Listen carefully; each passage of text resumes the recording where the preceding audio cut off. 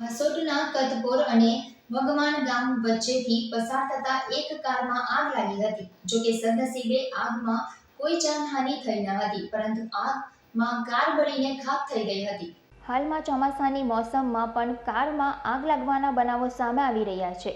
મંગળવારે ભરૂચનો cable bridge પર પસાર થતી કારમાં અચાનક આગ ભભૂકી ઉઠી હતી, જેમાં કાર ચાલકે સમય સૂચકતા વાપરી ગાડી ઊભી રાખીને બહાર નીકળી જતા આબાદ બચાવ થયો હતો, પરંતુ કાર આગમાં બળીને ખાખ થઈ ગઈ હતી.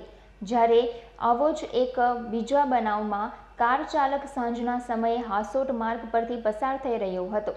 આ સમયે તે કતપોર અને વગવાણ ગામ વચ્ચે પહોંચતા કારમાં અચાનક આગ ભભૂકી ઉઠતા તેને કારને થંભાવી બહાર નીકળી જતા તેનો પણ આબાદ બચાવ થયો હતો.